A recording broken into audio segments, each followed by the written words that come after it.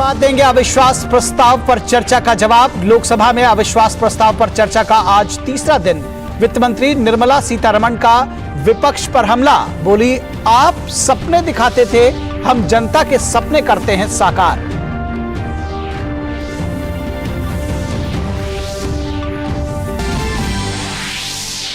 Monsoon सत्र में संसद के दोनों सदनों में विपक्ष का हंगामा आज भी रहा जारी। दोनों सदनों की कार्यवाही में आज भी आई बाधा। राज्यसभा पूरे दिन के लिए स्थगित। लोकसभा में भी प्रश्नकाल में आई बाधा। राज्यसभा में गतिरोध तोड़ने के लिए सत्ता पक्ष की कोशिश फिर रही बेअसर। पीयूष गोयल ने कहा, बातचीत के बावजूद विपक्ष की हठधर्मिता अब भी बरकरार। राज्यसभा में हंगामे के बीच ही फार्मेसी संशोधन विधेयक पारित। लोकसभा इस विधेयक को पहले ही कर चुकी है पारित। मुख्य चुनाव आयुक्त और चुनाव आयुक्त नियुक्तियां, सेवा और कार्यकाल संबंधी विधेयक भी राज्यसभा में किया गया पेश।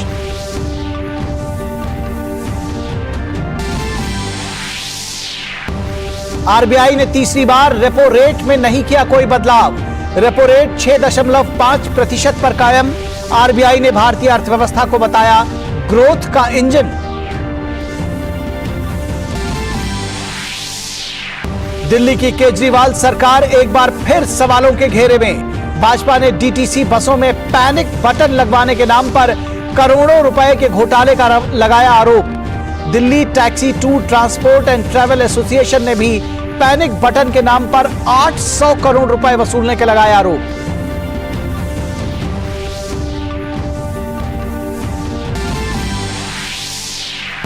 कोलकाता में एंटी करप्शन वर्किंग ग्रुप की बैठक जारी। G20 देशों के बीच अंतर्राष्ट्रीय स्तर पर भ्रष्टाचार खत्म करने पर हो रहा है मंथन।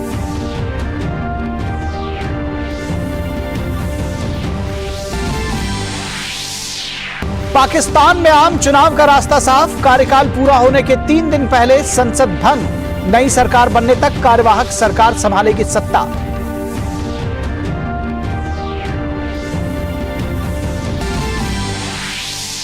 और एशियन चैंपियंस ट्रॉफी में भारत ने चिर प्रतिद्वंदी पाकिस्तान को 4-0 से दी मात। कल सेमीफाइनल में जापान और भारत का मुकाबला।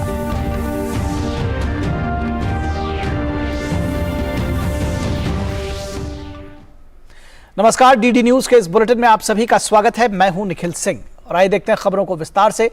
लोकसभा में अविश्वास प्रस्ताव पर चर्चा जारी है। अविश्वास प्रस्ताव के तीसरे और अंतिम दिन प्रधानमंत्री नरेंद्र मोदी अब से थोड़ी देर बाद चर्चा का जवाब देंगे। इससे पहले सत्ता पक्ष भारतीय जनता पार्टी की ओर से आज केंद्रीय वित्त मंत्री निर्मला सीतारमण ने चर्चा में हिस्सा लिया और विपक्ष पर करारा हमला बोला। पूर्ववर्ती यूपीए सरकार की कार्यशैली पर हमला करते हुए उन्होंने कहा कि यूपीए सरकार सपने दिखाती थी, जबकि नरेंद्र मोदी सरकार गरीबों के सपने को पूरा करती है।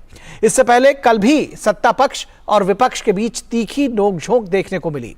राहुल गांधी ने सरकार को मणिपुर के मुद्दे पर घेरने की कोशिश की तो सरकार की ओर से केंद्रीय मंत्री स्मृति ईरानी ने जमकर पलटवार किया।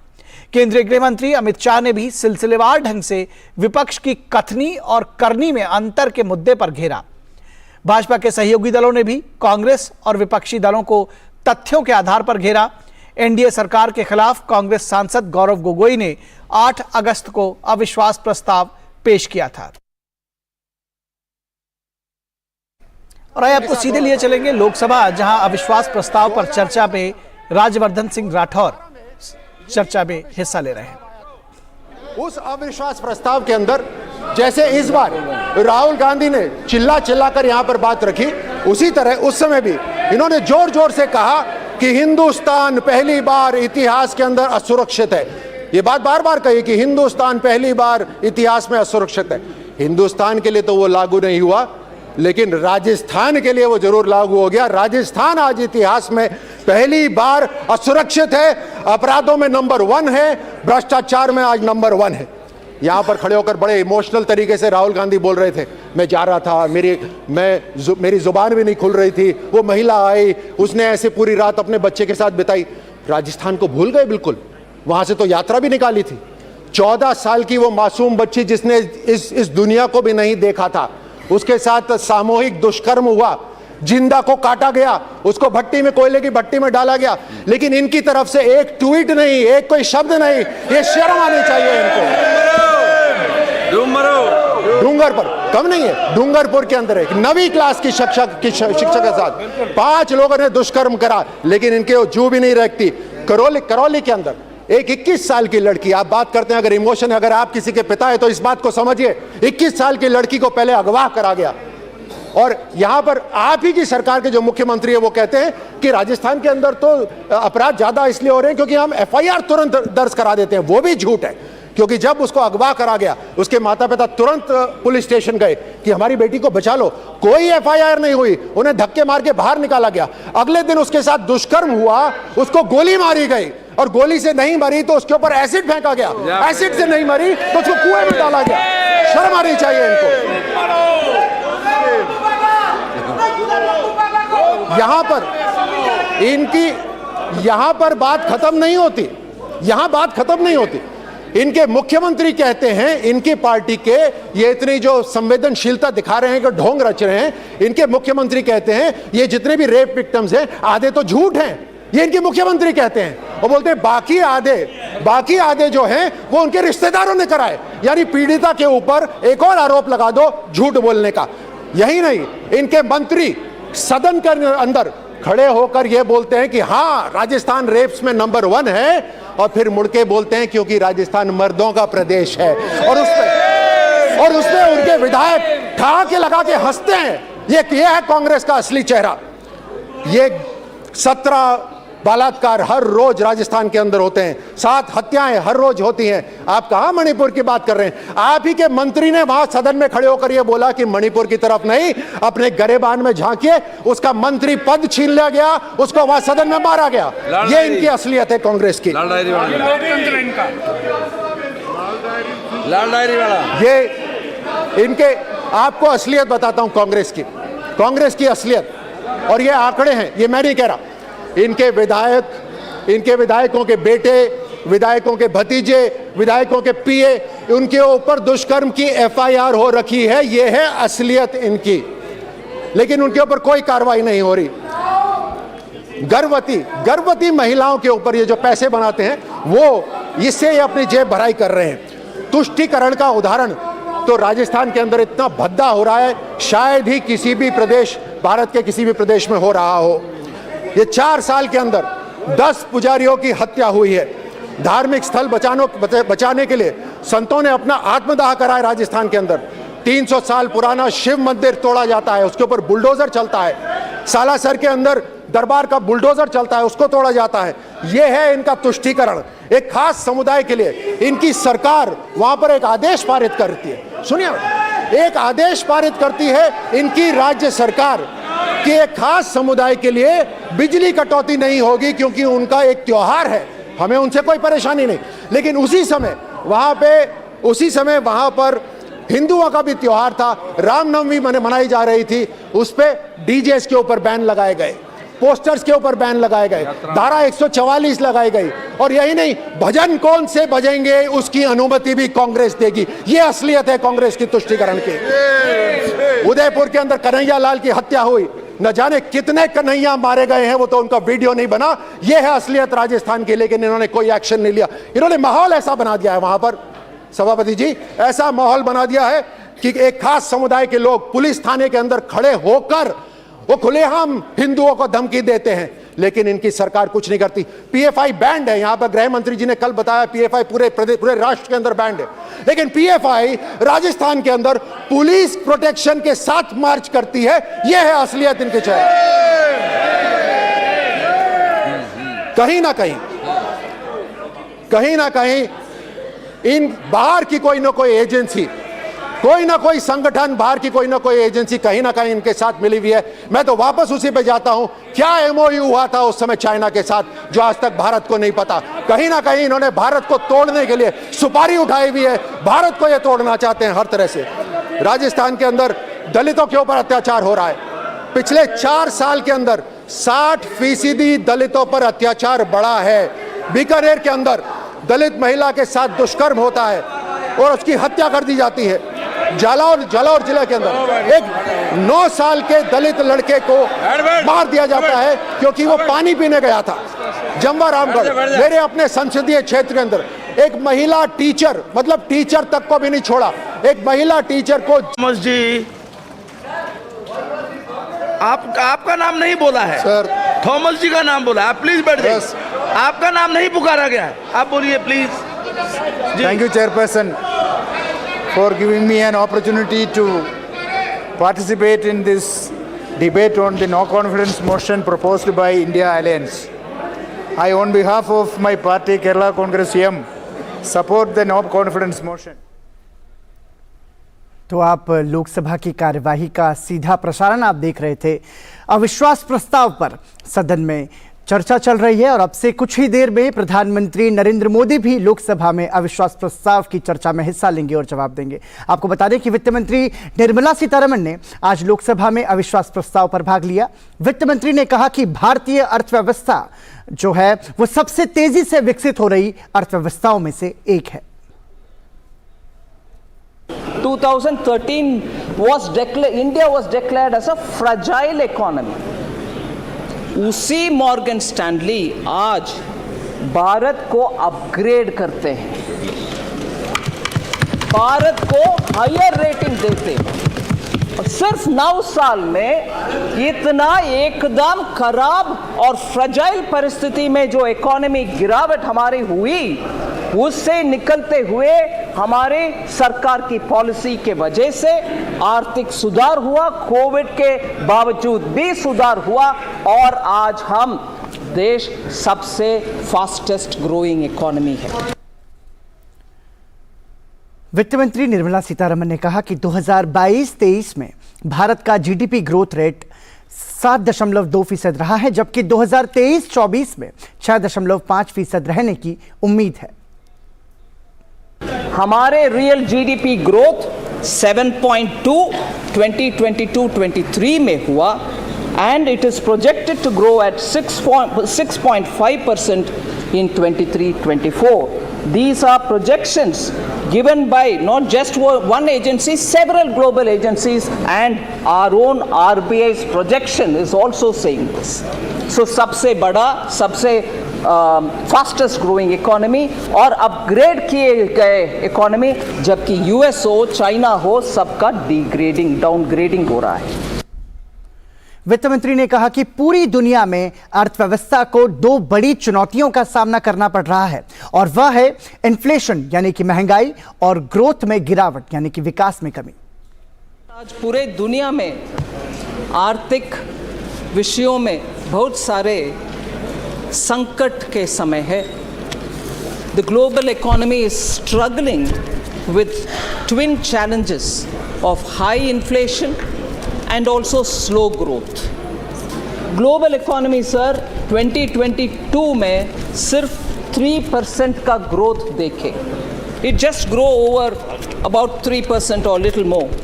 And the World Bank is now forecasting that 2023 it will decline to 2.1%. Global growth will decline to 2.1%. और अब बात संसद के उच्च सदन की। संसद के दोनों सदनों में विपक्ष के व्यवधान जो है वो आज भी देखने को मिला और विपक्ष के शोर शराबे के कारण राज्यसभा की कार्यवाही कल सुबह 11 बजे तक के लिए स्थगित कर दी गई।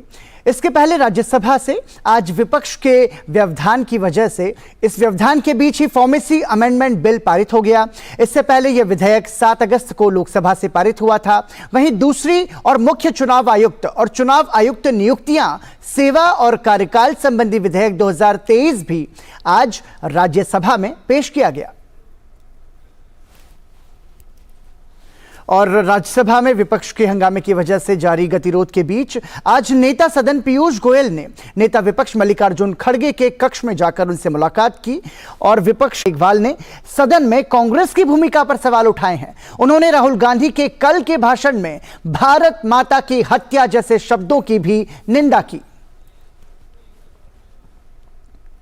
एक्सपंज करने का काम जो चेयर पे है तो ये नॉर्मल प्रक्रिया है। अगर अनपार्लियामेंट्री है ऐसे चीज़ों को कभी भी वो एक्सपंज करता है तो बहुत बरसों से दशकों से ये है, इतिहास में ये है ही है, ये तो हम तो नया तो नहीं बना रहे। भारत माता की हत्या ये शब्द तो आप भी नहीं समझते कि उपयुक्त शब्द है, संसद में बोलने लायक शब्द है। वो उनका ही कोई प्लान है कि ये हाउस कैसे डिस्टर्ब रहे, इसमें लेजिस्लेटिव बिजनेस नहीं हो, हंगामा करें, उनका ही प्लान था। भारतीय जनता पार्टी का ऐसा कोई प्लान रहता भी नहीं है, ना हम ऐसा चाहते हैं। केंद्रीय स्वास्थ्य मंत्री डॉक्टर मनसुख मांडविया ने कहा कि कोविड के नए वेरिएंट से घबराने और चिंता करने की जरूरत नहीं है। अभी देश में कोई घातक वेरिएंट नहीं है। उन्होंने कहा कि कोविड की निगरानी के लिए लगातार जीनोम सीक्वेंसिंग किया जा रहा है। हाल ही में ब्रिटेन में कोविड का नया सब वेरिएंट सामने आया है। चिंता करने की कोई आवश्यकता बनाया गया है जो लगातार फार्मा कंपनियों की जांच कर रही है। केंद्रीय उर्वरक और रसायन मंत्री ने दवा बनाने वाली कंपनियों से सेल्फ रेगुलेशन करने के लिए भी कहा है। अब कफ सिरप के लिए निर्यात के लिए टेस्टिंग को अनिवार्य कर दिया गया है। अब कोई भी कफ सिरप तभी निर्यात होगा जब भारत में उसकी जांच हो जाएगी। भारत गुणवत्तापूर्ण दवा बनाने के लिए प्रतिबद्ध है। मैंने एक CDSCO में स्क्वाड गठित की है। वो स्क्वाड आज असेसमेंट करना चालू कर दिया है। हर दिन कोई न कोई स्टेट में 4-5 कंपनी की मुलाकात करती है। हमारा फेडरल सिस्टम में कई पावर स्टेट को है, कई पावर सेंट्रल को है। ये सब स्थिति को दुरुस्त करने के लिए हम ड्रग्स एंड कॉस्मेटिक एक्ट भी नया ला रहे हैं। अभी हमने तो एक्सपोर्ट के लिए कफ सिरप है, उसके लिए भी कंपल्सरी टेस्टिंग कर दिया है। इंडिया में ही उसको टेस्ट करके सर्टिफिकेट लेके ही एक्सपोर्ट करना है। वहीं इंडिया में टेक एक्सपो 17 से 19 अगस्त को गुजरात के गांधीनगर में होगा।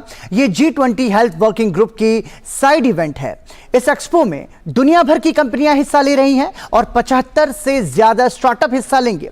केंद्रीय उर्वरक एवं रसायन मंत्री डॉक्टर मनसुख मांडविया ने कहा कि देश में फार्मा सेक्टर को मजबूत करने के लिए रिसर्च और इनोवेशन को बढ़ावा दिया जा रहा है और इसके लिए इकोसिस्टम बनाया गया है।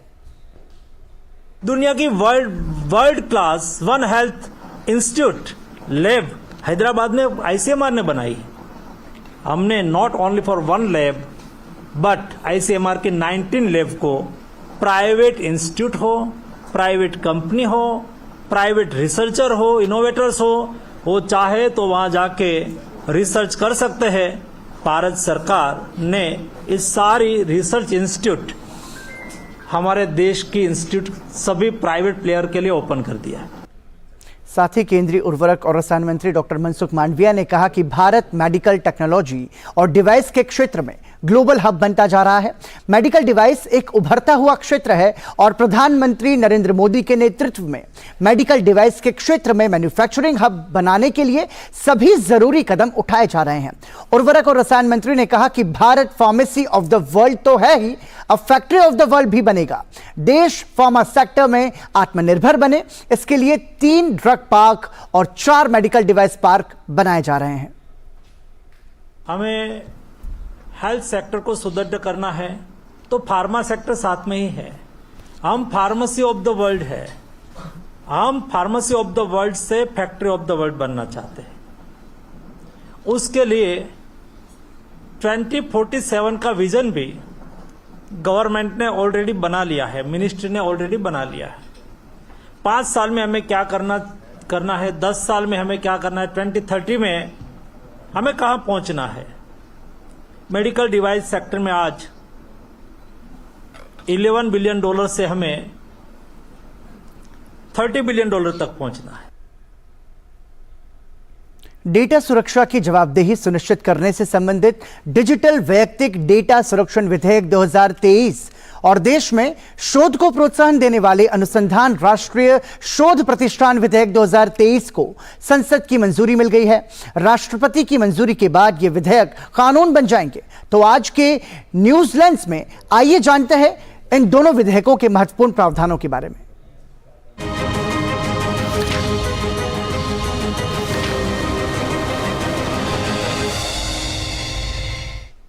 डिजिटल वैयक्तिक डाटा संरक्षण विधेयक 2023 में भारतीय नागरिकों के डाटा इस्तेमाल से लेकर डाटा के गलत इस्तेमाल को नहीं रोक पाने पर जुर्माने तक के प्रावधान शामिल हैं। इसके प्रावधान भारत के अंदर डिजिटल व्यक्तिगत डाटा प्रोसेसिंग पर लागू होंगे, साथ ही देश से बाहर डाटा प्रोसेसिंग पर भी लागू होंगे अगर ये भारत में वस्तुओं और सेवाओं को ऑफर करने के लिए की जाती हैं। व्यक्ति की सहमति हासिल करने के बाद सिर्फ वैध उद्देश्य के लिए ही व्यक्तिगत डाटा को प्रोसेस किया जा सकता है। हालांकि कुछ मामलों में सहमति जरूरी नहीं होगी, जैसे व्यक्ति द्वारा स्वेच्छा से डाटा शेयर करना, सरकार द्वारा लाभ या सेवा का प्रावधान, मेडिकल इमरजेंसी या रोजगार। बिल व्यक्तियों को सूचना हासिल करने, डाटा को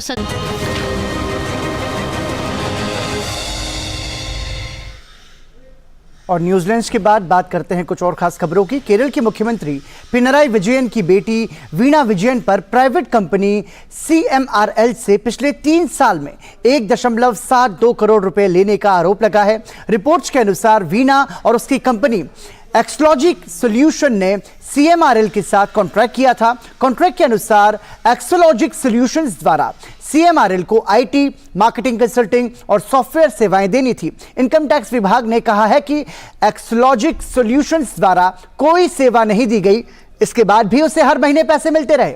अब विपक्ष इस मुद्दे को विधानसभा में उठा रहा है। दूसरी ओर CMRL के MD SN शशिधरन कर्ता ने आरोपों से इनकार किया है। दिसंबर 2016 में वीणा की ओर से IT और मार्केटिंग परामर्श सेवाओं के लिए CMRL के साथ एक कॉन्ट्रैक्ट पर साइन किए गए थे। मार्च 2017 में वीणा की कंपनी एक्सोलॉजिक के साथ सॉफ्टवेयर सेवाओं के लिए एक नया कॉन्ट्रैक्ट तैयार किया गया था। इनसे संकेत मिलता है कि एक्सोलॉजिक और वीणा प्रत्येक को हर महीने 3 लाख यानी कि हर महीने 3 लाख और 5 लाख रुपए मिले हैं। उपलब्ध आंकड़ों के अनुसार वीणा को कुल 1.72 करोड़ रुपए मिले हैं। इनमें से 55 लाख उन्हें सीधे और 1.17 करोड़ रुपए अपनी कंपनी एक्सोलॉजिक के मार्फत मिले हैं। 25 जनवरी 2019 को इनकम टैक्स विभाग ने CMRL के ऑफिस, फैक्ट्री और MD समेत बड़े अधिकारियों के घरों पर छापेमारी की थी। इस दौरान बड़े पैमाने पर इनकम टैक्स की चोरी का भी पता चला था। यह छापेमारी 2013-14 से 2019-20 तक कंपनी द्वारा दिए गए टैक्स के आधार पर की गई थी। भाजपा नेता प्रकाश जावड़ेकर ने कहा कि इस तरह के घोटाले अभी और भी उजागर होने वाले हैं। Kerala politics is in turmoils as the corruption case, an open and shut case of corruption against the chief minister's daughter has come to light, and we demand investigation not by state police, not by state agency, but by independent agency or even other economic offences agencies. What has happened is you are paid for nothing, for doing nothing. That is nothing but corruption. That is nothing but paying money for illicit money, paid for quid pro quo work. And therefore, not only company has to, CM is owe explanation. And I can tell you, very soon there will be more revelations about the corruption in the family of Chief Minister of Kerala, and we will fight it out. विदेश मंत्रालय की ओर से आयोजित भारत को जानिए quiz के विजेता एक सप्ताह के लिए भारत दौरे पर हैं। गुरुवार को इन विजेताओं ने दूरदर्शन के न्यूज रूम का दौरा किया। इस मौके पर हमारे संवाददाता विशाल बैरिस्टो ने दुनिया के कोने कोने से आए इन विजेताओं से खास बातचीत की। हम इस वक्त दूरदर्शन न्यूज़ के न्यूज़ रूम में हैं और जैसे कि आप देख सकते हैं ये तमाम नौजवान ये दुनिया के कोने कोने से आए हैं और ये एक ख़ास मकसद से आए हैं और इसके लिए यहाँ आने के लिए इन्होंने अपना टिकट अर्न किया है और ये है विनर्स भारत को जानिए क्विज़ के। और ये सब तमाम अलग अलग देशों से आए हैं। हम इनसे बात करेंगे और जानेंगे कि भारत में आकर इनको कैसा लग रहा है, विदेश मंत्रालय ये क्विज़ कराता है और ख़ास तौर से दूरदर्शन के न्यूज़ रूम में आके इनको कैसे लगा। तो आप कहाँ से हैं और अभी कहाँ पर हैं? मैं जन्म मेरा जोधपुर राजस्थान में हुआ था और पिछले 11 साल से मैं आयरलैंड में रह रहा हूँ। तो भारत आके कैसा लग रहा है और दूरदर्शन जिसे आप देखते हुए बड़े हुए हैं उसके न्यूज़ रूम में आपको कैसा लग रहा है? भारत आके हमेशा घर वाली फीलिंग आती है। जैसे भारत में आप लैंड करते हो, बिल्कुल घर जैसा लग रहा है और माहौल भारत का बिल्कुल वैसा ही है। दूरदर्शन आके काफ़ी अच्छा लगा क्योंकि बड़े हुए हैं दूरदर्शन पर, शक्तिमान देखकर, वागले की दुनिया देखकर और दूरदर्शन की न्यूज़ देखकर यहाँ बड़े हुए हैं। तो दूरदर्शन बिहाइंड द सीन्स आकर बहुत अच्छा एक्सपीरियंस रहा है। मैं ओरिजिनली बैंगलोर से हूँ, पला बड़ा बैंगलोर में। अभी मैं जर्मनी से आ रहा हूँ और यहाँ पे आके बहुत खुशी हो रही है कि जो मतलब हम बच्चे थे जो न्यूज़ वगैरह देखते थे, तो यहाँ पे बिहाइंड द सीन्स देखने के लिए, एक ग्लिम्स देखने के लिए कि ये सब कैसे बनता है, बहुत अच्छा लग रहा है। मेरा नाम अली है, आपसे मिलकर खुशी हुई।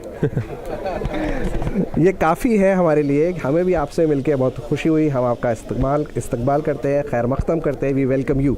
ओवरऑल जो पर्सपेक्टिव है, जब हम बाहर रहते हमने देखा कि ओवरऑल जो 5-6 ईयर्स में, 10 ईयर्स में जो पर्सपेक्टिव्स है इंडियंस की तरफ, वो बहुत चेंज हुआ है, बहुत पॉजिटिव हुआ है और एक सिंसियर अप्रोच देख सकते हैं हम इंडियंस के प्रति। और ऑफ कोर्स हम अभी बोल रहे हैं कि इकोनॉमी स्टेबल है इंडियंस का, जब वेस्टर्न और बाकी और सारे देशों में थोड़ी इकोनॉमीज़ का फ्लेक्सिबल हो रही है, बट इंडियंस का लाइक काफ़ी स्टेबल है। क्यों ना हो, हम ब्रिटेन को पछाड़ के आगे निकल चुके हैं और हमारा सपना है कि हम 25 साल के अंदर विश्व गुरु की जो पोजीशन है उसको हासिल करें। कैमरामैन सुमित और प्रमोद के साथ टीडी न्यूज़ के न्यूज़ रूम से मैं विशाल बैरिस्टो, दिल्ली। केंद्रीय जनजातीय मामलों के मंत्री अर्जुन मुंडा ने रेलवे सुरक्षा में अभूतपूर्व बदलाव पर महत्व देते हुए यह दावा किया कि रेल मंत्रालय द्वारा उठाए गए कदमों की वजह से रेल दुर्घटनाओं में भारी गिरावट आई है। एक संवाददाता सम्मेलन के दौरान अर्जुन मुंडा ने कहा कि रेलवे सुरक्षा बढ़ाने के लिए पिछले 9 वर्षों में सरकार द्वारा जो कदम उठाए गए हैं, उसकी वजह से ट्रेन दुर्घटना जहां 2000-2001 में 473 थी, वो अब 2022-23 में 48 हो गई हैं। उन्होंने कहा कि 2004 से 2014 की अवधि में ट्रेन दुर्घटनाओं की औसत संख्या 171 प्रति वर्ष, जो 2014 से 2023 की अवधि में घटकर 71 प्रति रह गई है प्रतिशत। उन्होंने बताया कि रेलवे सुरक्षा बढ़ाने के लिए राष्ट्रीय रेल संरक्षण कोष RRSK के नाम से एक महत्वपूर्ण कोष का गठन किया गया है और इस कार्यों के लिए आपको बता दें कि 2017-18 से 2021-22 तक कुल 1.08 लाख करोड़ रुपयों का खर्च किया गया। केंद्रीय मंत्री ने बताया कि 6,427 स्टेशनों पर पॉइंट और सिग्नल के केंद्रीकृत संचालन के साथ इलेक्ट्रॉनिक इंटरलॉकिंग सिस्टम शुरू किया गया। उन्होंने यह भी बताया कि सुरक्षा के मद्देनजर लोको पायलटों की सतर्कता सुनिश्चित करने के लिए उन्हें लोकोमोटिव सतर्कता नियंत्रण उपकरणों VCD से लैस किया गया है। भारत सरकार के रेलवे मंत्रालय की सबसे बड़ी प्राथमिकता में से एक कि रेलवे की और रेलवे के माध्यम से सफ़र करने वालों की सुरक्षा, रेलवे सुरक्षा अधिक से अधिक कैसे की जाए और इसके लिए जो व्यवस्था, जो इनिशिएटिव लेना चाहिए, लगातार पिछले 9 वर्षों में प्रयत्न किए गए हैं और उसके अच्छे परिणाम भी निकल कर आए हैं। जहां 2001 से लेकर 2013 तक की जो घटनाएं थी और 2022 से 2023 तक की जो दुर्घटना हुई है, उसमें लगातार कमी आते गई। केंद्र सरकार ने प्रशासनिक कार्यों में भी अपनी पारदर्शिता और भ्रष्टाचार मुक्त देश बनाने की दिशा में आरोपी वरिष्ठ IPS बसंत रथ को समय से पहले सेवानिवृत्त कर दिया है। 7 अगस्त को जारी गृह मंत्रालय की अधिसूचना में कहा गया है कि राष्ट्रपति ने जनहित में बसंत रथ को तत्काल प्रभाव से सेवानिवृत्त किया है। बसंत रथ वर्ष 2000 में बैच के अरुणाचल प्रदेश, गोवा, मिजोरम और केंद्र शासित प्रदेश कैडर के भारतीय पुलिस सेवा IPS के अधिकारी हैं। इससे पहले केंद्र सरकार ने उन्हें कदाचार और खराब आचरण के मामले में निलंबित किया था। आधिकारिक आदेश में कहा गया है कि अखिल भारतीय सेवा मृत्यु सह सेवानिवृत्त लाभ अधिनियम 1958 के नियम 16 163 के तहत प्रदत्त शक्तियों का प्रयोग करते हुए राष्ट्रपति ने यूटी डिवीजन गृह मंत्रालय के परामर्श से एजीएमयूटी कैडर के भारतीय पुलिस सेवा के सदस्य बसंत कुमार रथ आईपीएस MGMUT 2000 को नोटिस के बदले 3 माह का वेतन और भत्ते देकर जनहित में तत्काल प्रभाव से सेवानिवृत्त कर दिया है। और वहीं जम्मू कश्मीर के उरी में सुरक्षा बलों ने 5 संदिग्ध नार्को और आतंकी सहयोगियों को गिरफ्तार किया है। सुरक्षा बलों ने उरी में चुरुंडा और मवार संयुक्त अभियानों में यह सफलता हासिल की है। सेना, जम्मू कश्मीर पुलिस और अन्य एजेंसियों ने 5 से 9 अगस्त के बीच इन अभियानों को अंजाम दिया। इसके साथ ही सुरक्षा बलों ने हथियार भी जब्त किए हैं, जिसमें 8 हैंड ग्रेनेड, 1 पिस्तौल और अन्य युद्ध सामग्री शामिल है। मामले में आगे की जांच जारी है। वहीं जम्मू कश्मीर में सुरक्षा बलों को एक बड़ी सफलता हाथ लगी है। पुलिस और सेना ने संयुक्त अभियान में बडगाम में आतंकवादी संगठन लश्कर-ए-तैयबा से जुड़े 3 आतंकवादी सहयोगियों को गिरफ्तार किया है और उनके कब्जे से आपत्तिजनक सामग्री भी बरामद की है। ये तीनों गिरफ्तार आतंकी सहयोगी प्रतिबंधित आतंकी संगठन लश्कर-ए-तैयबा से जुड़े हुए हैं। तीनों के पास से भारी मात्रा में हथियार और गोला बारूद बरामद किया गया है। इनके पास से बरामद हथियारों में Chinese hand grenade, 2 magazine, 57 live bullet शामिल है। पुलिस ने संबंधित धाराओं के तहत मामला दर्ज कर लिया है और आगे की जांच शुरू कर दी है। दिल्ली भाजपा प्रदेश अध्यक्ष वीरेंद्र सचदेवा के नेतृत्व में दिल्ली भाजपा के सभी 8 विधायकों ने उपराज्यपाल से मुलाकात की। सभी नेताओं ने उपराज्यपाल को एक ज्ञापन भी सौंपा, जिसमें दिल्ली सरकार पर यह आरोप लगाया है कि दिल्ली सरकार ने समय से पहले विधानसभा सत्र बुलाया। नेताओं ने यह भी आरोप लगाए कि विधानसभा सत्र में प्रश्नकाल नहीं है। आखिरकार बिना प्रश्नकाल के कोई विधायक अपने क्षेत्र के मामलों को कैसे उठा पाएंगे। सभी नेताओं ने उपराज्यपाल से इस मामले में हस्तक्षेप करने की मांग की है।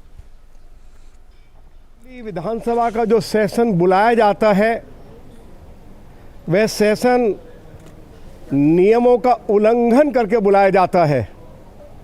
दिल्ली विधानसभा में दिल्ली के जो अनेक मुद्दे हैं, चाहे दिल्ली सरकार के ऊपर अनेक भ्रष्टाचार के आरोप हैं, चाहे दिल्ली जल बोर्ड कंगाल हो गया है, हमारा पब्लिक ट्रांसपोर्ट सिस्टम पूरी तरह से बर्बाद हो गया है,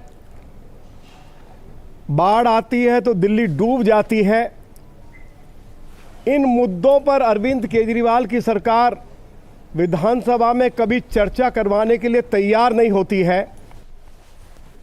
मात्र साल में 10 सिटिंग होना, एक सत्र बुलाना और उसमें भी प्रश्नकाल ना होना, ये एक बड़ा विषय है, बड़ा गंभीर विषय है। और इस सारे मामले पर आज हम उपराज्यपाल महोदय से मिले हैं कि सदन की कार्रवाई जो चल रही है उसको लेकर के जो हमारी जो भी आपत्तियां हैं उसके बारे में हमने उपराज्यपाल महोदय को सूचित किया है। वहीं दिल्ली भाजपा ने एक बार फिर से दिल्ली के मुख्यमंत्री अरविंद केजरीवाल पर हमला बोला है। जी हां, भाजपा ने आम आदमी पार्टी सरकार पर करोड़ों रुपए के पैनिक बटन घोटाले का आरोप लगाया है। क्या है पूरा मामला, देखते हैं इस रिपोर्ट में। एक बार फिर दिल्ली की सरकार यानी केजरीवाल सरकार सवालों के घेरे में है। केवल सवालों के घेरे में ही नहीं बल्कि दिल्ली भाजपा ने केजरीवाल सरकार पर करोड़ों रुपए के पैनिक बटन घोटाले का आरोप लगाया है। भाजपा के अनुसार दिल्ली परिवहन विभाग ने पैनिक बटन के नाम पर करोड़ों रुपए का घोटाला किया है। अक्टूबर 2020 में 5 सालों के लिए एक समझौता किया गया, जिसके मुताबिक हर डीटीसी और क्लस्टर बस में 2 wireless walkie talkie, 3 CCTV, 1 GPS system और 10 पैनिक बटन लगाए जाने हैं, जिसके रखरखाव शुल्क के रूप में प्रति बस करीब 3000 रुपये प्रतिमाह चार्ज किया जा रहा है। दिल्ली में डीटीसी और क्लस्टर मिलाकर कुल बसों की संख्या 4500 है, जिसके हिसाब से प्रति माह चार्ज के रूप में 1,35 करोड़ रुपए वसूल किए जा रहे हैं। दिल्ली के अंदर जितनी टैक्सीज हैं, बसेज हैं, डीटीसी की बसें हैं, उनसे पैनिक बटन के नाम पर लगभग 800 करोड़ रुपया अरविंद केजरीवाल के चहेते लोगों ने एकत्रित किया, इकट्ठा किया है। 5 रुपए का पैनिक बटन है और वह पैनिक बटन काम नहीं कर रहा है। भाजपा का आरोप है कि केजरीवाल सरकार पैनिक बटन के नाम पर टैक्सी और बस वालों से सैकड़ों करोड़ रुपए वसूल कर रही है और 5 रुपए के प्लास्टिक बटन लगाकर सबको गुमराह करने का काम किया जा रहा है। महिला सुरक्षा की बड़ी बड़ी बातें करने वाली ये सरकार है, बच्चों की सुरक्षा की बड़ी बड़ी बातें करने वाली ये सरकार है, और इतना बड़ा छलावा कि 5 रुपए वाला बटन लगा दिया जो चलता ही नहीं, हजारों लाखों को करोड़ों में पहुंचा दिया। सार्वजनिक वाहनों के मालिकों से पैसा ले लिया पैनिक बटन फीस के रूप में, और आज वो पैनिक बटन काम नहीं करते। पैनिक बटन नाम की कोई चीज़ है ही नहीं। एसीबी की जांच में सामने आ गया है और अब तो उसकी विजिलेंस जांच भी हो रही है, जिसमें सब में ये सामने आ गया है कि दिल्ली में किसी भी सार्वजनिक वाहन में पैनिक बटन काम नहीं करता है। ये अपने आप में एक बहुत बड़ा लगभग 800 करोड़ रुपए का घोटाला है। राजधानी में 1,12,000 टैक्सियां रजिस्टर्ड हैं। पहले प्रति टैक्सी 9,000 रुपए के हिसाब से कुल राशि 100 करोड़ 80 लाख रुपए किए जा रहे थे, जो अब बढ़कर 15,000 रुपए कर दिए गए हैं। इतना ही नहीं, इसकी रिन्यूअल फीस अलग से भी वसूल की जा रही है। इस तरह 5 वर्ष में पैनिक बटन के नाम पर केजरीवाल सरकार ने 800 करोड़ रुपए वसूल किए हैं। दिल्ली के अंदर शराब घोटाले से भी बड़ा घोटाला हुआ, उसको बोलते हैं पैनिक बटन घोटाला, जिसकी जो प्लास्टिक का बटन होता है 5 रुपए, उसकी कीमत दिल्ली सरकार और उसका परिवहन विभाग अपने प्राइवेट वेंडरों के द्वारा हमारे लोगों को लूट रहा है, टैक्सी बस वालों को, और ये लूट 4 सालों से जारी है। मैं आपको बताना चाहता हूँ कि 17,500 रुपये से लेकर 36,000 रुपये तक टैक्सी और बसों से वसूले जा रहे हैं प्राइवेट वेंडर के द्वारा, जो कि दिल्ली सरकार के परिवहन विभाग ने अपना एक पैनल बना रखा है वेंडर्स का, उससे ये पैसे लिए जा रहे हैं। ये पैनिक बटन जो है महिला सुरक्षा के नाम पर एक बहुत बड़ा मजाक है हिंदुस्तान के अंदर। भाजपा ने मुख्यमंत्री अरविंद केजरीवाल से जवाब मांगा है कि जब पैनिक बटन काम नहीं कर रहे हैं और एक भी शिकायत दर्ज नहीं की गई है, तो पैनिक बटन के नाम पर दिल्ली में बस ऑटो वालों से लूटने का काम क्यों कर रहे हैं। Bureau report, DD news, Delhi. Delhi के तालकटोरा स्टेडियम में भारत सरकार के आवासन एवं शहरी कार्य राज्य मंत्री कौशल किशोर द्वारा नशा मुक्त भारत के संकल्प के साथ हिंदुस्तानियों नशा छोड़ो कार्यक्रम का आयोजन किया गया। कार्यक्रम में भारी संख्या में लोगों की उपस्थिति नजर आई। उसके साथ ही स्कूली विद्यार्थियों ने नशा मुक्त भारत का संदेश देते हुए प्रस्तुतियां दी। अपने संबोधन में आवासन एवं शहरी कार्य राज्य मंत्री कौशल किशोर ने कहा कि देश के कई शैक्षणिक संस्थान नशा मुक्ति की मुहिम से जुड़ चुके हैं। प्रधानमंत्री नरेंद्र मोदी जी ने नशा मुक्त भारत अभियान 15 अगस्त 2020 को शुरू किया। सन 2047 तक जब आजादी के 100 साल पूरे होंगे, जिसको माननीय प्रधानमंत्री जी ने कहा, तब तक हम विकसित भारत बनाएंगे, आत्मनिर्भर भारत बनाएंगे।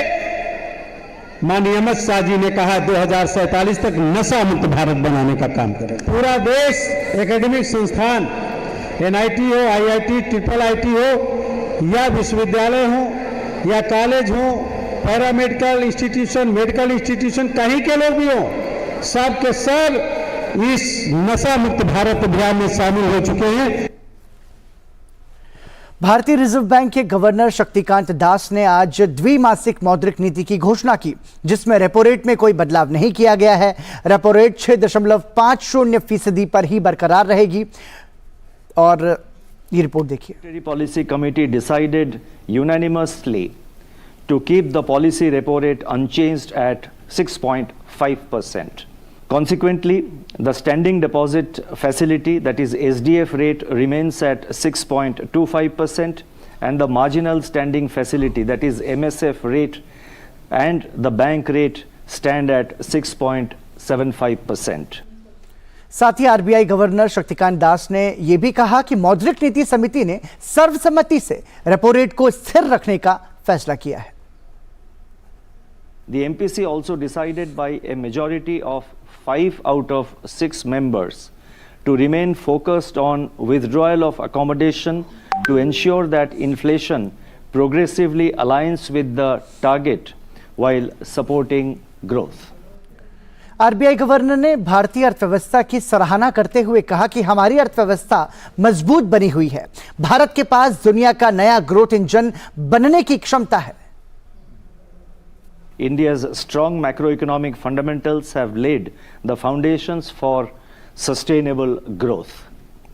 In a moment like this, we need to continue with our efforts to maintain macro-financial stability while pushing our growth frontier further. India is uniquely placed to benefit from the ongoing transformational shifts in the global economy in the wake of geopolitical realignments and technological innovations. A large economy marching ahead with vast domestic demand, untapped resources, and demographic advantages, India can become the new growth engine for the world. साथ ही RBI governor ने यह भी कहा कि भारत की अर्थव्यवस्था दुनिया की 5वीं सबसे बड़ी अर्थव्यवस्था बन गई है, जो वैश्विक विकास में लगभग 15% का योगदान दे रही है. Our economy has continued to grow at a reasonable pace, becoming the 5th largest economy in the world, contributing around 15% to global growth. We have also made significant progress towards controlling inflation. Our banks remain healthiest in more than a decade, with historically high levels of capital, declining levels of non-performing assets, and rising profitability. Corporate balance sheets are robust, with lower leverage, improving debt servicing capacity, and strong profitability. वहीं सरकार खुदरा कीमतों पर अंकुश लगाने के लिए 50 lakh ton गेहूं और 25 लाख टन चावल खुले बाजार में बेचेगी.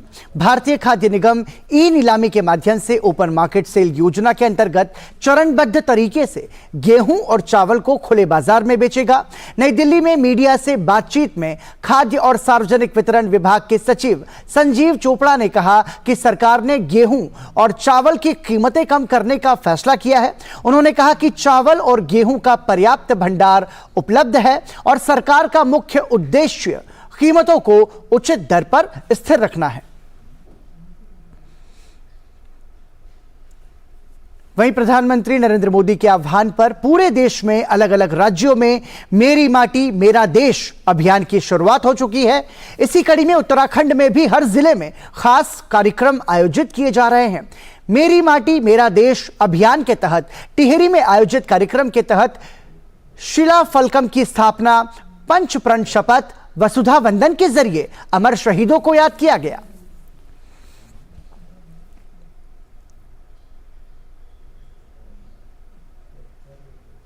वहीं उत्तराखंड के रुद्रप्रयाग में भी मेरी माटी मेरा देश अभियान के तहत 2 विकासखंड अगस्त्य मुनि और उखी मठ में ग्राम प्रधानों की अध्यक्षता में कई कार्यक्रम आयोजित किए गए, जिसमें ग्रामीणों द्वारा पंच प्रण शपथ और वृक्षारोपण किया गया. इस मौके पर शहीद सैनिकों के परिजन भी मौजूद रहे. मेरी माटी मेरा देश अभियान का उद्देश्य देश के लिए अपना जीवन समर्पित करने वाले स्वतंत्रता सेनानियों और वीरों के बलिदान को याद करना है. मेरी माटी मेरा देश कार्यक्रम के तहत फतेहाबाद में भी खास कार्यक्रम आयोजित किए गए, जिसके तहत गांव कमाना के राजकीय सीनियर सेकेंडरी स्कूल में वृक्षारोपण किया गया. इस दौरान 75 प्रकार के पौधों से अमृत वाटिका बनाने का काम शुरू किया गया. कार्यक्रम के जरिए बच्चों को राष्ट्र निर्माण और पर्यावरण के प्रति जागरूक करने की कोशिश की जा रही है.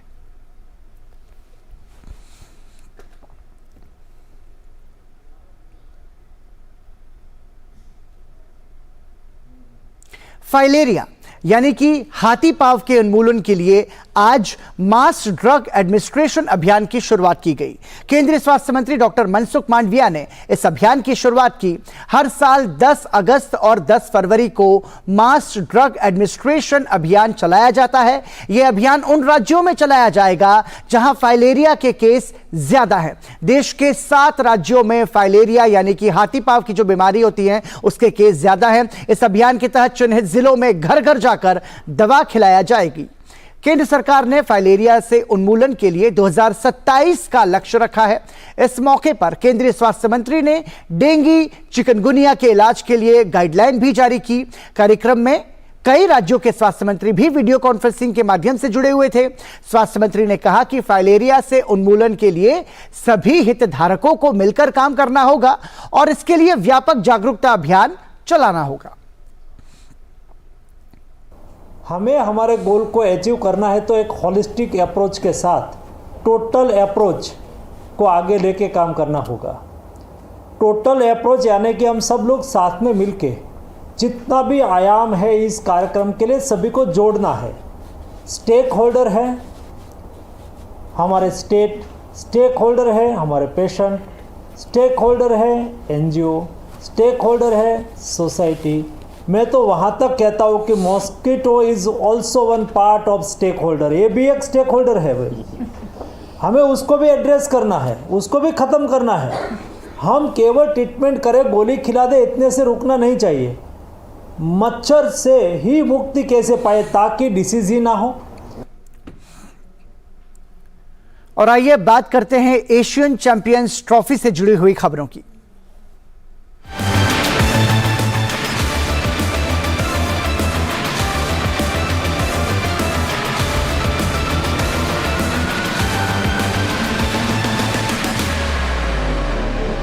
एशियन चैंपियंस ट्रॉफी में अपने आखिरी ग्रुप मैच में भारत ने पाकिस्तान को 4-0 के अंतर से हरा दिया। इसके साथ ही इस टूर्नामेंट में भारत के अजेय रहने का सिलसिला जारी है। ग्रुप स्टेज के बाद टीम इंडिया अंक तालिका में शीर्ष पर रही। भारत ने पहले ही सेमीफाइनल में जगह बना ली थी। चेन्नई में खेली जा रही एशियन चैंपियंस ट्रॉफी में भारत ने पाकिस्तान को 4-0 से हरा दिया है। इस हार के साथ ही एशियाई चैंपियंस ट्रॉफी में पाकिस्तान की टीम का सफर लगभग खत्म हो चुका है। सेमीफाइनल में पहुंचने के लिए पाकिस्तान को यह मैच जीतना बेहद जरूरी था। मुकाबला ड्रा होने पर भी पाकिस्तान की टीम किस्मत के भरोसे सेमीफाइनल में पहुंच सकती थी, लेकिन 4-0 की हार के साथ ही पाकिस्तान की टीम सेमीफाइनल की रेस से बाहर हो गई और टूर्नामेंट में पाकिस्तान का सफर खत्म हो गया है। भारतीय टीम ने मैच के चारों क्वार्टर में एक एक गोल किया। पहले 2 क्वार्टर में कप्तान हरमनप्रीत सिंह ने पेनल्टी कॉर्नर को गोल में बदला। वहीं तीसरे क्वार्टर में जुगरन सिंह ने पेनल्टी कॉर्नर पर गोल किया और आखिरी क्वार्टर में आकाशदीप ने मैदानी गोल कर भारत की जीत के अंतर को और बढ़ा दिया। भारतीय कप्तान हरमनप्रीत सिंह ने जीत के बाद कहा कि टीम सही दिशा में प्रतियोगिता में आगे बढ़ रही है। ओवरऑल अच्छा रहा match. I think not me, मेरी बात नहीं करूँगा मैं, क्योंकि आई थिंक सबकी एफर्ट है उसमें कि हमारे जो फॉरवर्ड्स हैं इतने चांसेस क्रिएट कर रहे हैं, जो उनको रिस्पॉन्सिबिलिटीज दी गई हैं कि आपने टीम में कितना स्मार्ट रहना है, तो एटलीस्ट रोल एंड शॉट और पीसी ले रहे हैं, अच्छे पासेस खेल रहे हैं। तो आई थिंक वो अपनी रिस्पॉन्सिबिलिटीज़ हैं। नेक्स्ट हमारे पे आता है जो पुश कर रहा है, स्टॉप कर रहा है, देन फ्लिकर आता है। तो बहुत अच्छा रहा है गेम सर ओवरऑल और टीम का एफर्ट बहुत अच्छा था। भारत पाकिस्तान की इस हाई वोल्टेज मुकाबले को देखने आए दर्शकों ने भी भारत की जीत पर अपनी खुशी का इजहार किया। India, India, India, India, India, India. Yeah, it's really exciting match. It's a one-sided match. I thought it will be a tough fight because always India-Pakistan match has been a rivalry. So last time we have been dominated with Pakistan also. So this time I thought it will be 4-2 or 4-3, but no way. The attacking was really brilliant. मतलब मैं बोल नहीं पा रहा हूँ क्योंकि एक बेंगलुरु में हुआ था पाकिस्तान के खिलाफ, वो 4 गोल दिया था, इधर भी 4 गोल और आने वाला वर्ल्ड कप में शायद मेरे को लग रहा है इंडिया 4 तो जरूर मारेगा। इससे बेहतर और क्या ही बोल सकते। और क्या है, एशिया कप तो हम लोगों का हो ही गया लगभग एक टाइप का। एशियाड भी है, ओलंपिक भी है। जियो इंडिया जीतेगा इंडिया। चेन्नई के मेयर राधाकृष्ण स्टेडियम में मिली इस जीत से भारतीय टीम ने अंक तालिका में शीर्ष स्थान हासिल कर लिया है। टीम लीग स्टेज में अजेय रही। टीम इंडिया ने 5 में से 4 मुकाबले जीते, जबकि एक मुकाबला ड्रॉ रहा। भारतीय टीम का सेमीफाइनल मुकाबला जापान से शुक्रवार को इसी मैदान पर खेला जाएगा। चेन्नई से गौरव कुमार की रिपोर्ट, डीडी न्यूज। भारतीय हॉकी टीम के गोलकीपर पीआर श्रीजेश ने एशियन चैंपियंस ट्रॉफी हॉकी प्रतियोगिता में पाकिस्तान के खिलाफ मिली जीत को एक यूनिट के तौर पर बड़ी जीत बताया। हालांकि उन्होंने ये भी कहा कि अभी भी भारतीय टीम को खेल के कई क्षेत्र में सुधार की दरकार है। भारतीय टीम शुक्रवार को सेमीफाइनल में जापान के खिलाफ उतरेगी। गोलकीपर पीआर श्रीजेश है, सीधे उनसे बात करते हैं। श्रीजेश, कैसे देखते हैं इस जीत को भारत की पाकिस्तान के खिलाफ? देख, हमारा पूल गेम का मैच लास्ट मैच था, हम लोग को 3 पॉइंट चाहिए था और हम लोग 3 पॉइंट ले चुका है। अभी नेक्स्ट हमारा प्रिपरेशन रहेगा सेमीफाइनल्स के लिए। सेमीफाइनल में अब जापान आपके सामने होगी, तो उसके किस तरह से देख रहे हैं उस चुनौती को? देख, जापान अच्छा टीम है, पूल गेम में भी हमारे साथ बहुत अच्छा मुकाबला रहा वो लोग का। तो मेरे हिसाब से हम लोग को थोड़ा और हमारे ऊपर काम करना पड़ेगा और जो हमारे शार्प पॉइंट्स है उसको और शार्पर करना है, और जहाँ पे वो लोग हम लोग को हाथ किया वो एरिया को हम लोग को सुधारना है। आपको लगता है कि अभी भी डी में शॉट्स लेने की कमी दिख रही है भारतीय टीम में? देख, आफ्टर ऑल जब स्कोरबोर्ड में हम लोग जीत रहे हैं तो मेरे हिसाब से सब सही चल रहा है, बट डेफिनेटली हम लोग और काम कर रहे हैं, हम लोग और वीडियो पे एनालाइज कर रहे हैं ताकि हम लोग कैसे मोर फील्ड गोल मार सकता है। डिफेंस काफ़ी मजबूत होकर के सामने आया है। देख, वो भी आपको स्क्रीन में दिख रहा है, क्योंकि जब तक हम लोग एक क्लीन शीट ले रहे हैं या एक ही गोल पे हम लोग डिफेंस स्ट्रॉन्ग रख रहे हैं, तो डेफिनेटली डिफेंस अच्छा चल रहा है, but still defence start from forwards, जो फॉरवर्ड भी अपना काम कर रहे हैं, इसलिए तो हमारा डिफेंस मजबूत है। आगे क्या कुछ रणनीति रहेगी आपकी? अपना बेस्ट खेलो और जीतो। आपकी बात के बहुत शुक्रिया। तो ये है पीआर श्रीजेश, जिनका साफ तौर पर कहना है कि भारत जो है वो मैच दर मैच अपनी रणनीति बनाते हुआ चल रहा है, और उन्होंने साथ ही ये भी कहा कि काफ़ी ज़्यादा वर्कआउट करने की भी ज़रूरत है और काफ़ी ज़्यादा वर्कआउट हुआ भी है, और साथ ही वो इस बात पर भी जोर दे रहे हैं कि आने वाले मैचों में भारतीय टीम जो है वो अपने प्रदर्शन को और ज़्यादा सुधार के साथ सामने रखेगी। कैमरामैन एस जयशंकर के साथ मैं गौरव कुमार, डीडी न्यूज़, चेन्नई। चाहे क्रिकेट हो या हॉकी, भारत और पाकिस्तान के बीच खेल के मैदान पर प्रतिद्वंद्विता की बातें तो हम अक्सर सुनते हैं और देखते आए हैं, लेकिन चेन्नई में चल रही एशियन चैंपियंस ट्रॉफी हॉकी प्रतियोगिता में दोनों देशों के रिश्तों को नया आयाम देती एक तस्वीर की चर्चा हर ओर की जा रही है। देखिए ये खास report. Asian champions trophy hockey प्रतियोगिता में पाकिस्तान भले ही सेमीफाइनल की दौड़ से बाहर हो गया हो, लेकिन टीम के लिए इस बार की एशियन चैंपियंस ट्रॉफी में भाग लेना भारत और पाकिस्तान के रिश्तों को एक नया आयाम दे गया। दरअसल इस बार पाकिस्तान की फिजो की भूमिका किसी और ने नहीं बल्कि राजकमल ने निभाई है, जो कि एक भारतीय हैं। पाकिस्तान के नियमित फिजियो वीजा कारणों से भारत दौरे पर नहीं आ पाए। ऐसे में पाकिस्तान की टीम ने भारतीय फिजियो की ही मदद लेने का फैसला किया। राजकमल तमिलनाडु राज्य हॉकी टीम से जुड़े हुए हैं। वैसे राजकमल ने अपनी इस नई जिम्मेदारी को न केवल बखूबी निभाया, बल्कि इस बात को उन्होंने खुद के लिए एक अच्छा अनुभव भी बताया। The players are like so friendly. They kind of calm and composed, chill and everything. So it's completely fine only. Nothing much difference upon a Chennai player or a Pakistani player. Everyone is like same. We used to assess them every day and used to monitor them every day. Plus then the RP scale is recorded every day. So based on that, if something is needed, I'll just work on them. So I make them completely fit for the sport. Tamil Nadu hockey ने ही पाकिस्तान को राजकमल के नाम की सिफारिश की थी। वहीं Pakistan hockey team के कोच मोहम्मद सकलैन फिजियो राजकमल की तारीफ करते हुए नहीं थकते। बिल्कुल, राजा कमल इसका SRK जो है इसका शॉर्ट नेम है, similar to the Shahrukh Khan. I think he's a very professional man, very kindful, very humble. His working, we are totally satisfied his working with us.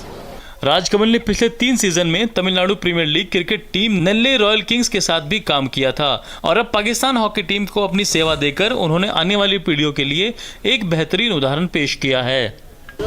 तो वाकई ये तस्वीर सुखद है और दिलों को जोड़ने वाली है, और उम्मीद यही की जानी चाहिए कि दोनों देशों के लोगों के लिए ये एक यादगार तस्वीर के तौर पर सामने होगी। कैमरामैन एस जयशंकर के साथ मैं गौरव कुमार, डीडी न्यूज़, चेन्नई। पाकिस्तान की संसद नेशनल असेंबली भंग हो गई है। 5 साल का कार्यकाल पूरा होने से 3 दिन पहले ही पाकिस्तान की संसद को भंग कर दिया गया। निवर्तमान प्रधानमंत्री शहबाज शरीफ की सिफारिश को राष्ट्रपति आरिफ अलवी ने मंजूर कर लिया। इससे वर्तमान सरकार का कार्यकाल समाप्त हो गया है।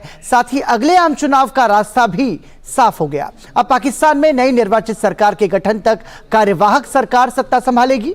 इससे पहले निवर्तमान प्रधानमंत्री शहबाज शरीफ ने कहा कि सभी पार्टियां इस बात पर एकमत है कि जल्द से जल्द चुनाव होने चाहिए। नेशनल असेंबली समय से पहले भंग होने के कारण पाकिस्तान निर्वाचन आयोग 90 दिनों के भीतर चुनाव कराएगा। यदि नेशनल असेंबली ने अपना संवैधानिक कार्यकाल पूरा कर लिया होता तो चुनाव 60 दिनों के भीतर कराए जाते। वहीं चीन में अमेरिकी निवेश पर राष्ट्रपति जो बाइडेन ने प्रतिबंध लगा दिया है। राष्ट्रपति जो बाइडेन ने इस आदेश पर हस्ताक्षर भी कर दिए हैं। बाइडेन प्रशासन के अधिकारियों ने इस फैसले को राष्ट्रीय सुरक्षा की रक्षा के लिए महत्वपूर्ण बताया है। अमेरिका ट्रेजरी विभाग ने एक बयान में कहा, यह फैसला अमेरिका को सुरक्षित रखने और सैन्य नवाचार की अगली पीढ़ी के लिए महत्वपूर्ण है। वहीं राष्ट्रपति जो बाइडेन ने आपूर्ति श्रृंखला के मुद्दे पर अमेरिका में निवेश पर जोर दिया है।